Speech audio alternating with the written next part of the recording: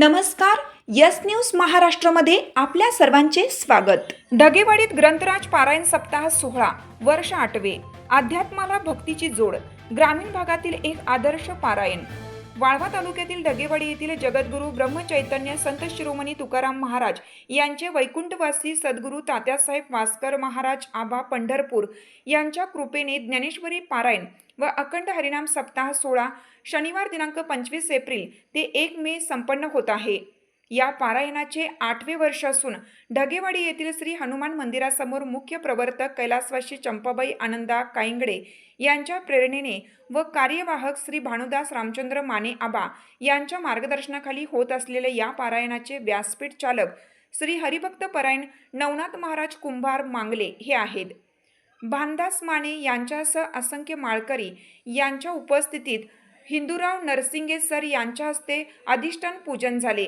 दीप प्रज्वलन, वीणा पूजन, ग्रंथपूजन, कलश पूजन, तुळशी पूजन, हनुमान मूर्ती पूजन, तुकाराम महाराज फोटो पूजन, ज्ञानेश्वर महाराज फोटो पूजन, वास्कर महाराज फोटो पूजन, मृदंग पूजन, पकवाज व्यासपीठ पूजन, गणेश पूजन, ध्वज पताका पूजन, विठ्ठल रुक्मिणी फोटो पूजन, मंडप पूजन, टाळ पूजन विविध मान्यवरांच्या हस्ते करण्यात आले.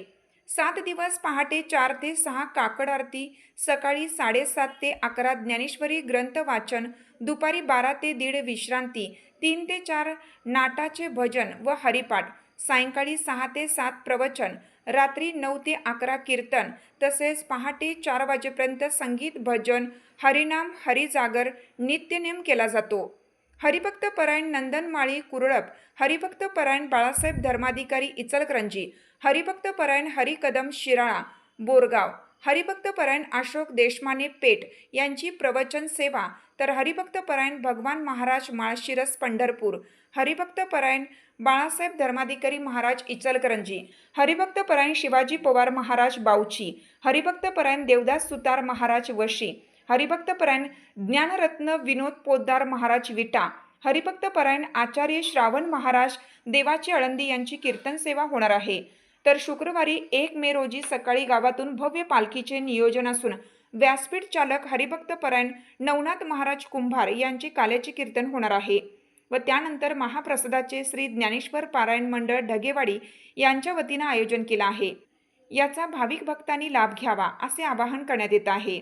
पारायणाचे 7 दिवस सकाळी चहा नाश्ता, दुपारी संत पंगत, दुपारी 4 वाजता चहा नाश्ता व सायंकाळी 8 वाजता संत पंगत होणार असून याकरिता गावातील अनेक अन्नदात्यांनी अन्नदानाचे पुण्य मिळवले आहे.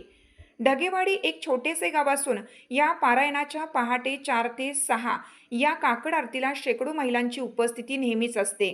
तर 100 पेक्षा जास्त मुलं मुली, महिला, तरुण ग्रंथ वाचण्यास बसत असतात. या पारायण सोहळ्याकरिता गावातील तरुण मंडळी, आबालवृद्ध तसेच मोठ्या प्रमाणावर महिलांचे योगदान मोठ्या प्रमाणावर असतं.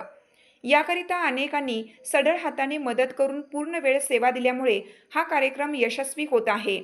यस न्यूज महाराष्ट्रासाठी प्रकाश सादळे.